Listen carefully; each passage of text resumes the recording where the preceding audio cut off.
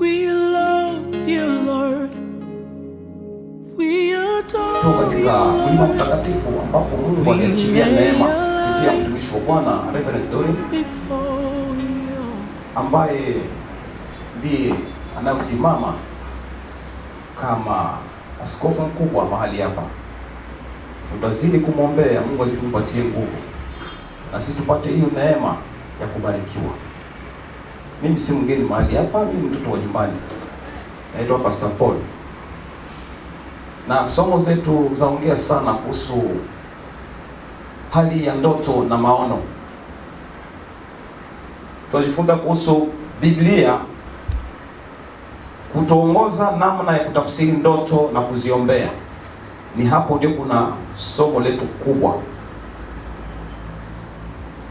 Biblia kutuongoza namna ya kutafsiri ndoto na kuziombea. Hii ni volume 4. Tukajifunza kwamba ni uhusiano, ndoto ni uhusiano wa Mungu na mtu. Ni mlango wa kiroho ambao Mungu aliweka ndani ya mtu ili kuleta ujumbe kwa mtu. Hii ni mambo narudilia tu. Ni mawasiliano kati ya ulimwengu wa roho na ulimwengu wa mwili. Ndoto ya kupea neema ya kupitisha vitu vilivyo katika ulimwengu wa roho ili kuviingiza katika ulimwengu wa nini? Wa mwili. Akitawaeleza kwamba shetani alikuja kuharibu ushirika wa Mungu na watu wake kwa njia ya ndoto.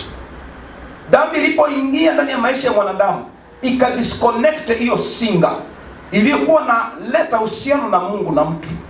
Tayari juu yake kukawa anga nyingine ambayo itaruhusu mawasiliano pamoja na Mungu. Na ukikaa katika hali ya dhambi, juu ya kwamba hiyo neema ya kuoteshwa, ya kupewa ujumbe itakuwa imepotea. Tuko katika maisha ya utakatifu. Katika utakatifu tutapata neema ya kuwasiliana na mbingu na kupewa ujumbe wako. Kitu kikubwa sana ambacho lazima tuelewe, uhusiano huu uwe wa kwanza katika neno, ndipo ndoto ipate kuwa na muhimu. Wengi wanatazamia sana ndoto, wanatazamia sana wapate tafsiri, wanatazamia wapate ujumbe, lakini hawana uhusiano pamoja na Mungu na hawapendi kuhusiana pamoja na Mungu. Ndugu yangu, ukija kwangu nikueleze ndoto yako ni uchawi, kwani hauhitaji Mungu. Ndoto huja kwa yule amejiconnect pamoja na Mungu. Akielewa neno la Mungu, ataelewa kusikia ndoto lake. Bwana Yesu asifiwe. Sasa wengi utaona wana ndoto na wanapenda waelezewe ndoto zao. Ukiona mtu anakuwa anaeleza tu ndoto na maanisha hivi na maanisha hivi, hii ni alama ya kichawi. Lazima uokoke. Unapookoka juu yako kuna anga.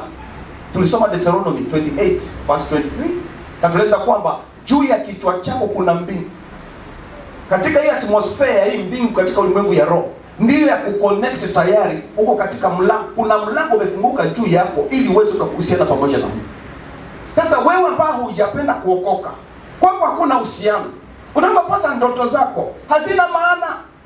Lakini yule ambaye ameokoka tayari ni ujumbe Mungu ametoa kwako ili uweze kufaulu. Sijasema wale ambao hawajaokoka hawapati ndoto, wanapata ndoto. Lakini za muhimu sana ni wale ambao wana uhusiano pamoja na Mungu na Mungu atahusiana na wao kuwapea ujumbe.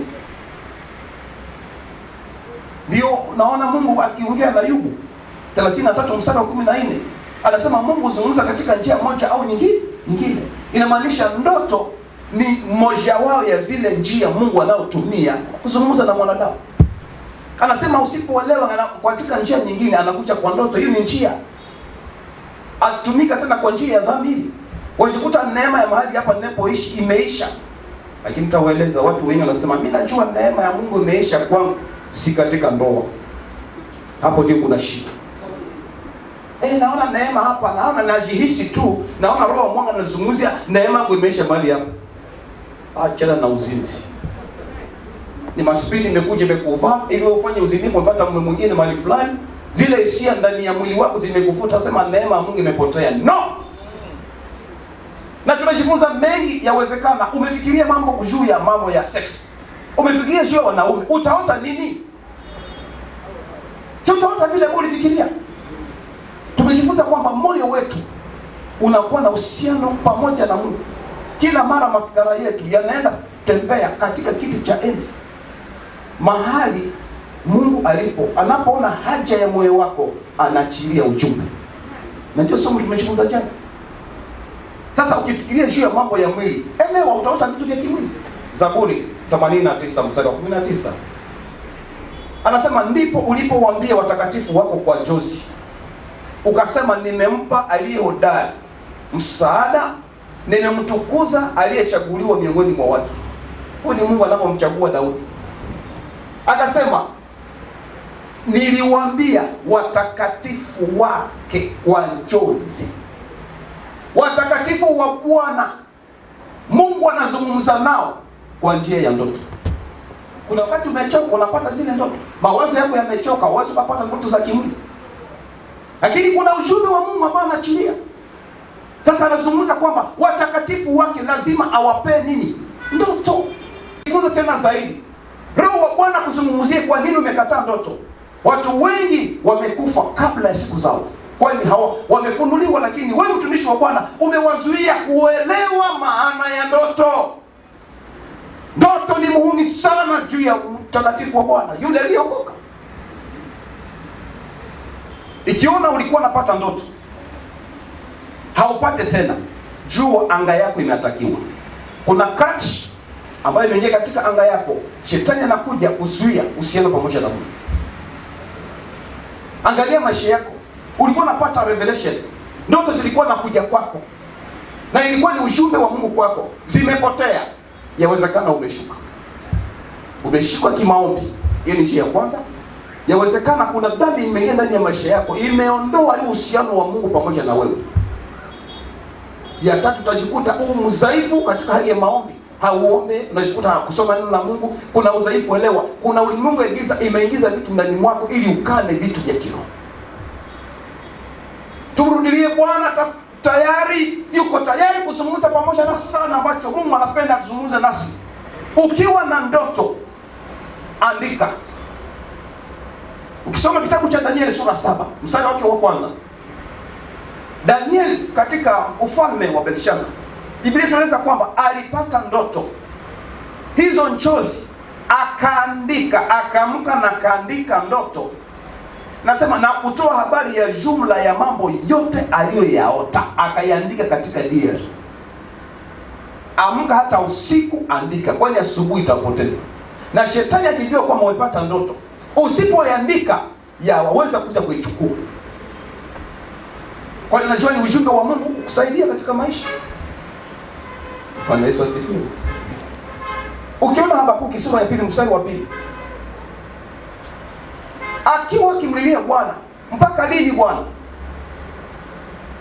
Anahitaji jibu. Mungu akamjia kwa ndoto. Inamaanisha wahitaji jibu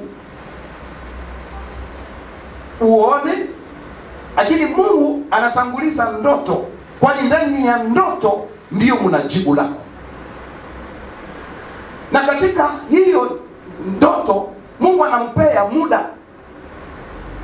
Hii ndoto inamaanisha hivi, na muda fulani ndio itatimia. Sasa tusisarau ndoto. Akamwambia andika kwa ubao na isomeke vizuri kama maji.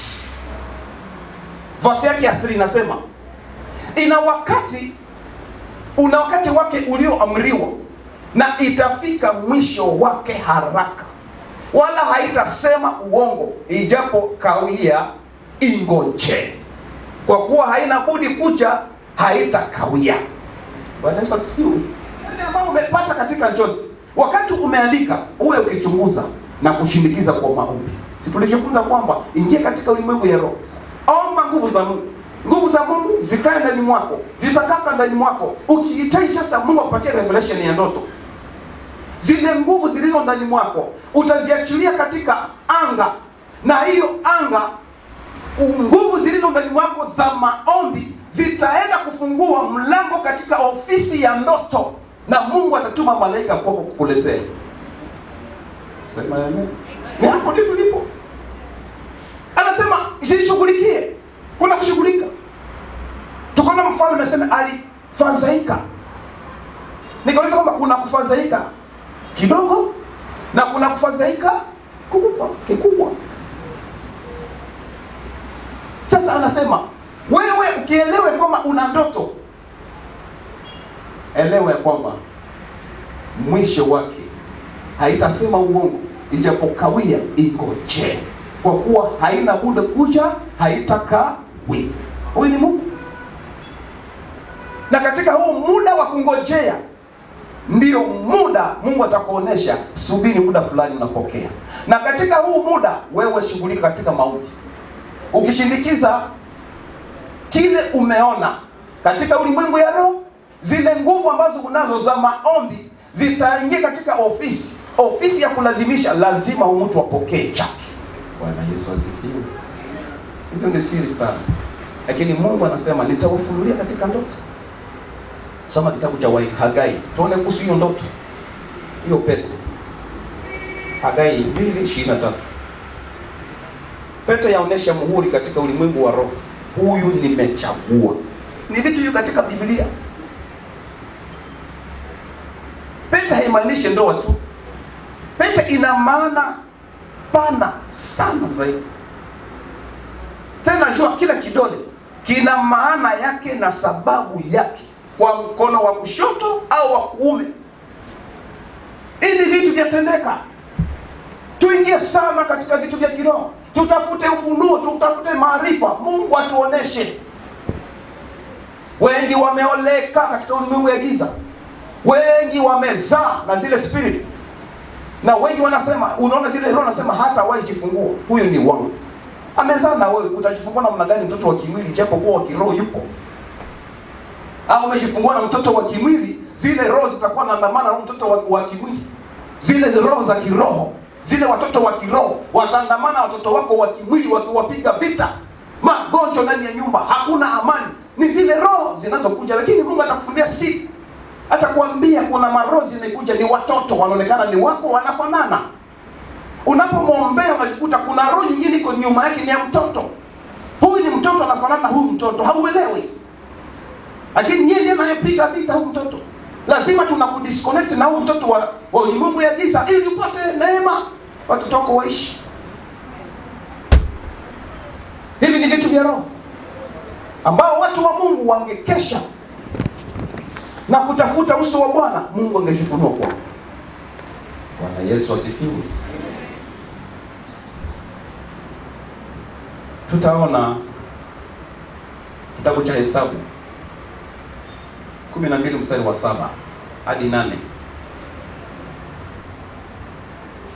Azungumza kwamba kuhusu nabii. Anasema ikiwapo nabii kati yenu, mimi Bwana nitajifunua kwake katika maono. Nitasema naye katika ndoto. Nabii wa Bwana ana neema kufunuliwa kwa maono. Mnielewe vizuri. Maono na ndoto ni vitu viwili vilivyo tofauti, lakini vinafanana. Kwa maono ni muda mchache umekaa mahali fulani, umesitia tu kidogo, tayari unajikuta kuna vision. Lakini kwa ndoto ni wakati umelala kitandani usiku, Mungu anakuja kufungua masikio yako ya ndani na anakuletea instruction, anakufundisha. Yawezekana kuna kiburi, anakuonesha shida iliyo mbele yako kulingana na Ayubu 33. Sasa nabii akiwa katikati yenu, Mungu anasema nitakuja kujifunua kwake kwa maono. Kuna wale ambao wana hiyo neema, amekaa tu hivi kidogo, amefunga tu macho, hajasinzia, lakini Mungu anamueleza mara moja hali ya ule mtu ambaye yuko mbele yake.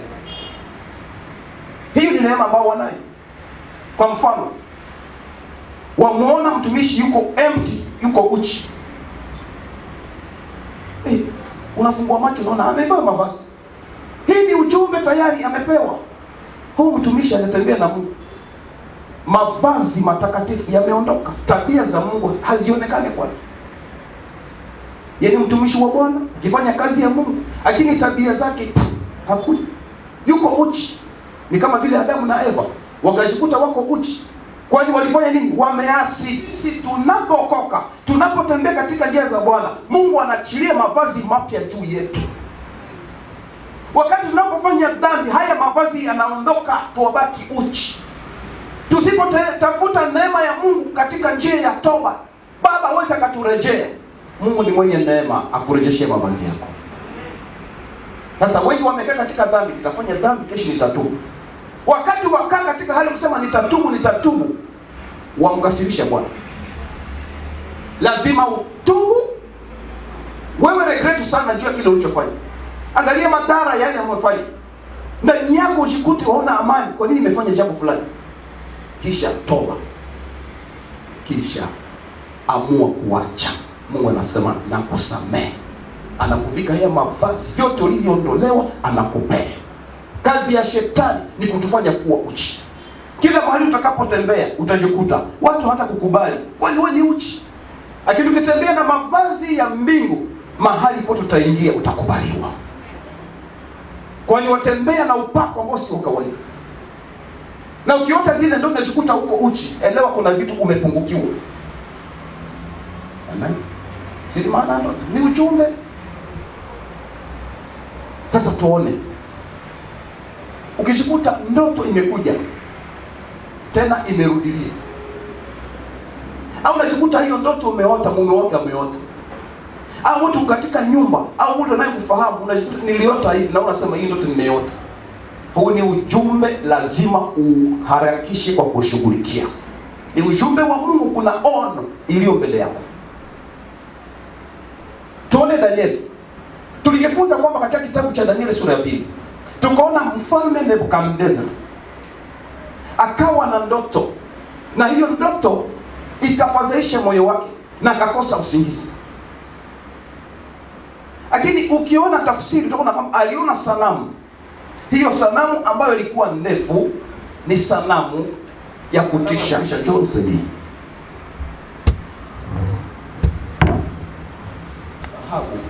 kifua chake kilikuwa cha fedha, kiuno chake kilikuwa cha shaba, na miguu yake ilikuwa ni ya chuma, na nyayo ilikuwa ni chuma na udongo. Na wakaleta tafsiri ni mafalme tofauti yatakaotawala tangu Babeli mpaka siku za leo. Amen. Lakini tunaona Mungu akija tena anarudilia hiyo ndoto. Nenda kutupatie shahidi. Danieli 7. Ukisoma mstari wa 3. Mungu amekuja tena kwa njia nyingine. Ujumbe ni huo huo, lakini anakuja kusisitiza tena katika ulimwengu ya roho. Huu ujumbe ulikuwa naongea unabii wa sura ya 2 kuhusu hiyo sanamu. Ulikuwa unaonyesha historia ya dunia kuhusu serikali za nchi na mwisho wake. Lakini unabii wa sura ya 7 mstari wa 3 ni mfano wa falme 4 za dunia katika mambo ya kiroho watakaotawala dunia. Watakaotawala dunia kwa mambo ya kiroho watakuwa katika serikali, lakini watu wa kiroho wakiwachunguza wataelewa kuna message ya Mungu inayofanya kazi. Amekuja na huu ujumbe, ni ujumbe wa sanamu. Ni kusema Mungu huzungumza katika njia moja au nyingine. Utapata maono kulingana na ndoto fulani, Mungu aweza kuileta tena katika njia nyingine. Inamaanisha wewe ambao unapata neema kutafsiri, usifanye vyako kwa jinsi umeona, usema nyama inamaanisha nini, hii inamaanisha kitu fulani. Never. Mungu aweza leta kwa njia nyingine na ni ujumbe ule ule.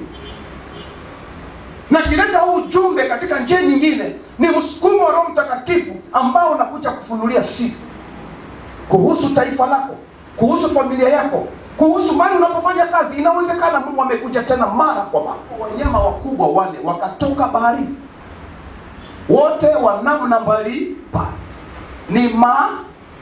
ni wanyama. Na kusema verse 2 anasema nikaona pepo 4 zikatoka katika. Danieli akanena akisema, niliona katika maono yangu wakati wa usiku, na tazama hizo pepo 4 za mbingu zilivuma kwa nguvu juu ya bahari kubwa. Anaongea kuhusu bahari. pepo zikatoka huko na huko, upepo kavuma juu ya bahari. Bahari inamaanisha nini? Wewe ambao hujapata revelation utasema niliona nafikiria ni hapa Hosea. Si hivyo. Bahari ina ufunuo wake. Soma Ufunuo 17 mstari wa 15. Taifa, jamaa na makutano linamaanisha bahari. Alafu pepo zilivuma juu ya watu, zikatoka mahali kuna watu, katika mataifa, katika lugha, katika jamaa. Ni hapo ndiye upepo ulifanya nini? Ulivuma. Kisha nasema, kisha kaniambia yale maji uliyoyaona hapo, aketipo yule kahaba, ni jamaa na makutano na mataifa na nini? Na lugha. Wewe ambaye wajifunza neno la Mungu, si kila kitu utachukua kawaida. Omba Mungu akufunulie siri ya kitu ambacho kimefichwa. Bwana Yesu asifiwe. Sasa tuone hii sanamu imekuja katika hali ya kuonesha historia ya dunia kuhusu serikali na nchi na mwisho wake. Sasa Mungu amekuja tena katika njia nyingine, zile nyama. Verse 3. Danieli 7 mstari wake wa 3. Akasema, nikaona nyama wale walio mbalimbali wakatoka baharini, wote namna mbalimbali. Endelea hapo chini.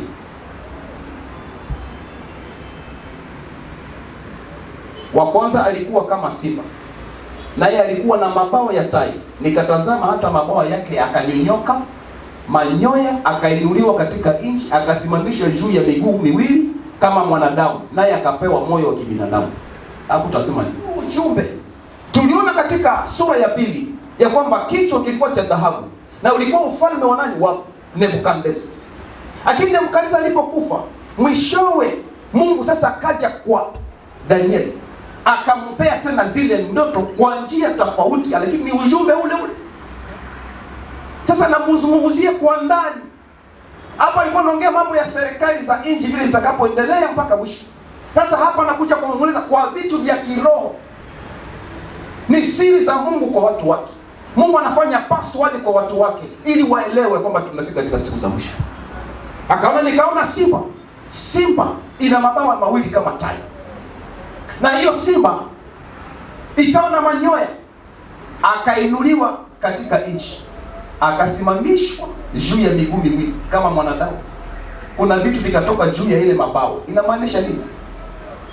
Ni ufalme wa Babeli. Kama ufalme wa kichwa ni ufalme wa Babeli, kulikuwa wa dhahabu. Na simba tunajua si ndio king ya wanyama nyingine zote. Ni kusema alikuwa strong, alikuwa na nguvu, alikuwa na uwezo na alikuwa na mamlaka. Wanaposema mabawa mawili, ilikuwa inamaanisha alikuwa na mbio, haraka. Jambo likitendeka mahali fulani utajikuta ameenda. Akasema, hii Babeli ni mimi niliyojenga. Kiburi lipoinona ndani mwake, Mungu akamtoa katika ufalme wake, akampeleka nyikani, akala nyama, akala majani, nyasi kama nyama. Miaka 7. Ndio anasema akapewa roho ya mwanadamu, roho ya kibinadamu, akasimamishwa juu ya miguu miwili. Sasa simba inatembea na miguu ile, sasa amekuwa mwanadamu. Inamaanisha Mungu anasema umeona kama simba, lakini ni fulani. Bwana Yesu asifiwe. Ni picha yake iko mahali hapo. Lakini kwa Danieli 2 anaonyesha ni kichwa. Inamaanisha kwamba kila ujumbe unao, waweza ukafanana, lakini unakuja katika njia nyingine. Wale wanaojituma kutafsiri ndoto, omba neema ya Mungu. Usifanye kwa kisi ulivyoona. Niliona nyama fulani inamaanisha never, si hivyo. Na isipo inapotoka katikati ya wanadamu, inamaanisha ni utawala ambao una nguvu na una mamlaka. Lakini Mungu akaufikisha mwisho, kwani kulikuwa kumesha nini? Kiburi. Tuende kwa nyama ya 2. Shuka hapo kwa verse nyingine. Aliinuliwa upande mmoja na mifupa mitatu mbavuni mwake, ilikuwamo kinywani mwake, katika meno yake. Wakamwambia mnyama huyu hivi, inuka ule nyama tena. Ule nyama wa 2. Mnyama wa pili alikuwa na mbavu, alikuwa na nini? Mwingine wa pili kama dubu aliinuliwa upande mmoja, inamaanisha yuko hivi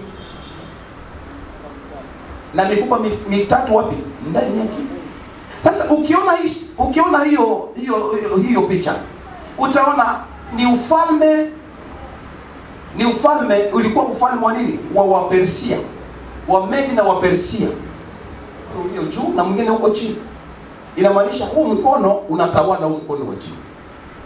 Wote walienda wakavamia Babeli na wakawashinda, lakini huyu alikuwa na uwezo zaidi ya huyu. Kama huyu alikuwa anapata 20%, huyu alipata 70%. Bwana Yesu asifiwe. Sasa Mungu anapozungumza na Daniel, anamuonesha kama ni nyama dubu iliyoinuliwa kwa upande mmoja. Ni maanisha huu upande una uzito zaidi ya huu. Na ndani ya midomo yake kulikuwa nini? Mbavu tatu. Hao Wamedi na Wapersia walipopigana na wakapigana na zile nchi zilizojaribu kuinuka juu yao, wakazipiga na wakazitawala. Ndio maana zile mbavu tatu ni nchi tatu iliyojaribu kuinuka na wakaipiga, wakaitafunya na wakaitawala, zilizokuwa kinywani mwa nini? Mwa dubu. Na picha yake hiyo hii.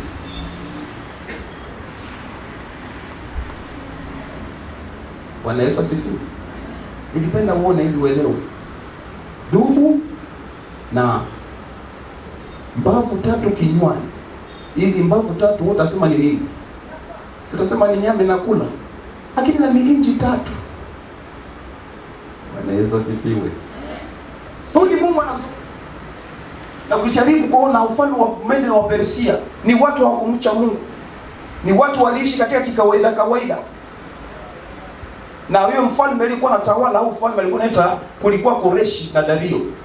Ni kusema Koreshi na Dario wote walitawala katika ufalme mmoja. Na ndio waliopiga hizo nchi tatu, Babeli na Lydia na Misri. Nitaenda kwa haraka kwani saa zetu zinaenda. Shuka hapo chini tuona nyama mwingine watatu, chui. Naye juu ya mgongo wake alikuwa na mabawa mane kama ya ndege. Mnyama huyu alikuwa na vichwa vine, akapewa mamlaka. Achia hapo. Mwingine mnyama amekuja. Ni mnyama wangapi? Watatu. Wa kwanza alikuwa simba. Wa pili ilikuwa ni dubu.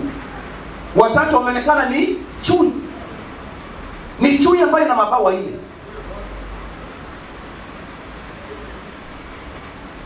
Na vichwa ngapi? 4. Mabawa mane kama ndege. Mnyama huyo alikuwa na vichwa 4, akapewa mamlaka. Ufalme wa Wamedi na Wapersia ulipotoweka, kukaja ufalme mwingine ambao ni wa Wagiriki. Na aliongoza kikosi cha Wagiriki alikuwa anaitwa Alexander Mkuu. Alikuja na majeshi, alikuwa mpiganaji mkubwa. Na kwa mwezi mmoja akamaliza majeshi yote ya Wamedi na Wapersia na katawala. Tena Biblia inasema alikuwa ni kijana shujaa, lakini alikuwa mlevi, hakumjua. Na kifo chake kilitisha. Akamwambia majenerali wake, kwambia sasa hivi tunaona yule ambaye ni mshindi.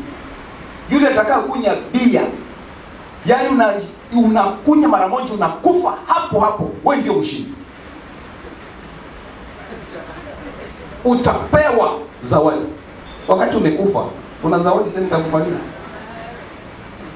Wakakawa kalewa mpaka yeye akachukua hii kama wena kubwa hiyo.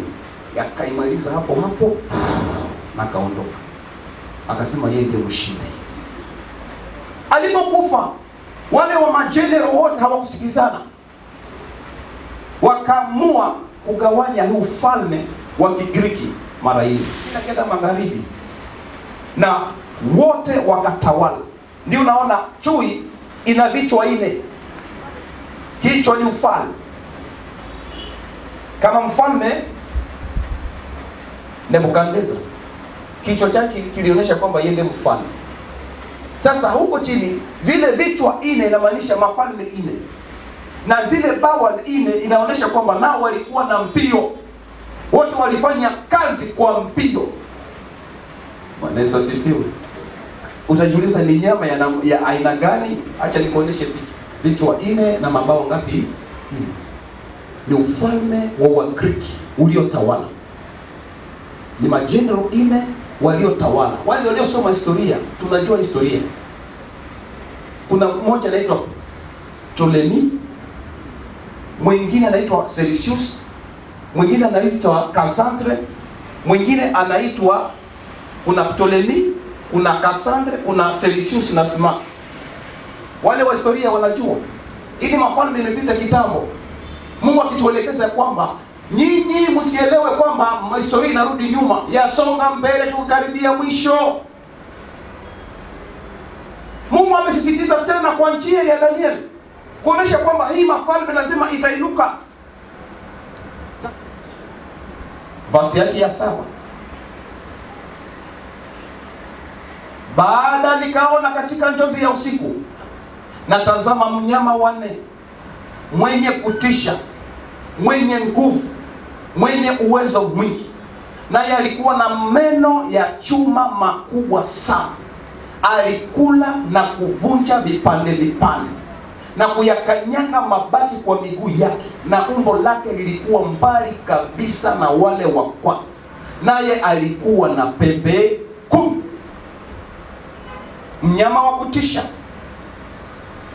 mnyama ambao ana nguvu, ana uwezo na mamlaka mwingi. Meno yake ni ya chuma, tena chuma kubwa. Yeye anakula, anapokula na kuvunja vipande vipande na kuyakanyanga mabaki. Nyama ambayo ina hasira. Umbo lake lilikuwa mbali kabisa na wale wengine 4, lakini na mapembe 10. Bwana Yesu asifiwe. Tumeongea kuhusu ufalme wa 3. Si ndio ufalme huu wa tumbo? Chini hapa ni ufalme wa Wagiriki uliotawala, uliokuwa na majenerali ngapi? 4. Sasa ufalme huu ambao unaongea sema ni nyama, ni ufalme wa Kirumi. Si mimi naongea, ni Biblia. Ufalme wa Kirumi ndio unatawala sasa, ambao ni wa kutisha, ambao una nguvu. Acha niwaeleze, katika dunia hii hakuna ufalme mwingine ambao ni wa kutisha, ambao una nguvu na una mamlaka na unafanya kile wanachotaka, isipokuwa ni ufalme wa Rumi. Hapa tu katika ulimwengu wa kiroho. Tunajua Amerika ndio nguvu. Iko nguvu kwa hali ya kiserikali kwa jinsi mnavyojua. Lakini katika ulimwengu ya roho ni Rumi. Ina uwezo mwingi, inakula na ina meno ya chuma makubwa sana. Anakula na kuvunja vipande na kuyakanyanga mabaki kwa miguu yake, na umbo lake liko tofauti na nyama nyingine. Hapa kuna siri, watu wa Mungu. Hapa pana ubaya. Hapa pana kiti ambacho si cha Mungu.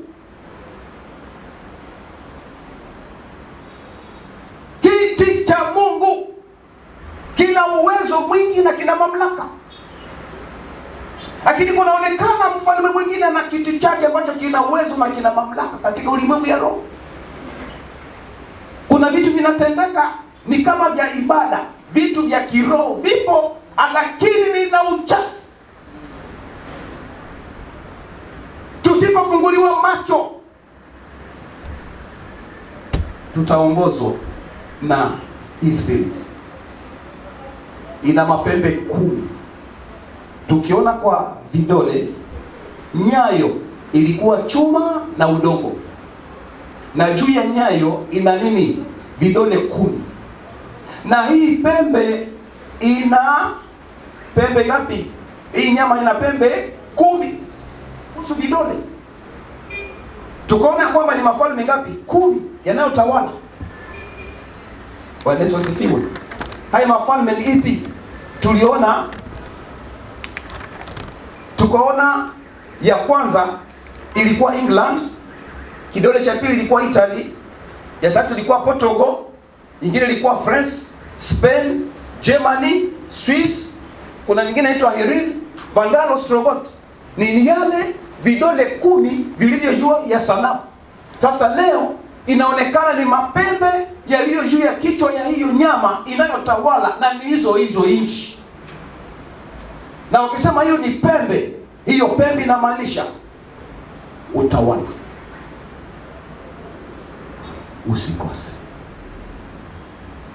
Usikose. Hapo pana siri za kiroho. Utawala wa Kirumi, mambo mengi ya kiroho ni hapo ndio imetoka. Uwezo na mamlaka amepewa. Anatembeza dunia kwa jinsi anavyojua, kwa vitu vya kiroho hata vya kimwili, kufunulia siri. Hata leo naona COVID yatoka, kuna mamlaka yatendeka hapo. Dunia imefika mwisho. Shetani amepanga kumaliza dunia na kuitafunya. Leo napenda punguze watu katika dunia, wawe wachache. Ni mpango umetengenezwa, lakini msingi ni ubaya unaokaa katika hicho chuma, katika hiyo nyama chafu ambayo ina uwezo mwingi, ina connection na madevil worshiper, Freemason, wote ni chama kimoja. Lakini wanapoonekana, wanaonekana ni watakatifu, wanaonekana ni baba wa imani, wanatembea na Biblia juu, lakini unapoingia ndani ni nyama inayokuwa na mapembe hapo. Ukiona Italy ni kando ya Rome, Germany ni kando ya nini? Bwana Yesu asifiwe. Sasa kesho nitakufunulia siri zilizopo hapo, na utaona mahali ubaya umefika, na wale ambao wanatafunya dunia, na katika utawala wa huyu aliye na nguvu, ndiyo jiwe litatoka mbinguni, jiwe ndogo ambalo likuchonga na mwanadamu, na ni Yesu Kristo, ambaye atakuja kuvunja na kuharibu mpangilio wote ambao wamepanga mahali hapa. Kuna mipango imepangwa, lazima watu wa Mungu waelewe na watafute uso wa Bwana, kwani ni kubaya. Tuwakaribia siku ambazo ni za kutisha. Mateso ya Yakobo bila na mtu mwingine, imani uliyopokea na maarifa na hekima ya neno la Mungu uliyopokea ndiyo itaweza kukusimamisha katika hiyo jamii. Kuna kauli nyingi na masharti mingi ambao watapeana watu. Leo tumeona wametuonyesha tuelewe ya kwamba kuna nguvu fulani ambayo si ya Mungu, ambayo ni nguvu yatoka katika kiserikali ya kulazimisha watu wa Mungu wafunge makanisa. Misingi ni hapo, na tuonesha ni ishara, dalili za siku za mwisho. Na wengi wamehubiriwa ya kwamba watakuwa wamenyakuliwa, kanisa litakuwa limenyakuliwa. Bado lazima mateso haya tuyaone. Tuache kuangalia wengine, mimi najua nina kanisa fulani najua. Mungu amekuja katika njia katika wiki hii ili ya kueleza kwamba hapa ni imani yako na Mungu. Haihusu kanisa. Kanisa zote zilifungwa. Wanaandaa mambo fulani watakayofanya. Ile ufalme una uwezo juu, ni nyama lakini na mapembe 10. Ni falme zinazozunguka, ni inatawala. Inaweza kunena chochote na kuvunja na kuharibu chochote. Mipango yote ni kwake. Acha kuangalia Amerika, kuna uhusiano pamoja na wao, lakini hapo ndio kuna ubaya wote. Mungu akuonekanie, afungue macho yako. Naomba neema ya Mungu iwe kwako. Hizi saini zinapofika, wewe juu ya kwamba nimeshaamuriwa, nimeshapewa siri, itakuwa tayari. Tuachane na dhambi, tuachane na dunia hii. Dunia imefika mwisho. Yesu anakuja. Yesu yuko mlangoni akipiga hodi, anasema mnifungulie. Hautaona Yesu akija hapa kwa altar hii, akija pita kwa mtumishi wetu kupigia ujumbe, anasema neno kumwambia kwamba siku zimeisha. Si muda wa kutazamia mambo baraka. Si muda kusubiri magari. Si muda kusubiri nyumba. Ni muda wa kutayarisha roho yako ikutane na Mungu. Simama kwa miguu yako. Umetufunulia siri kubwa katika siku za mwisho Bwana. Na machafuko mahali imetokea. Bwana, nena pamoja nasi. Onekana juu ya taifa lako. Onekana juu ya watakatifu wako Bwana mbali walipo. Wapate neema ya injili kama hii, wafunuliwe siri za kimbingu. Baba, tunakuhitaji. Zungumza na wana wako mchana wa leo. Waelewe tu katika siku za mwisho. Wape woga wa dhambi. Roho wako waguse. Guso wako Jehova uendani mwao kuachana na dunia hii. Kwani dunia yaelekea siku za mwisho. Bwana, tunakualika. Gusa mioyo yao Bwana, waachane na dunia. Dunia kwa heri, dunia kwa heri. Tuende mbinguni. Baba, tenda sasa Bwana. Tenda Jehova.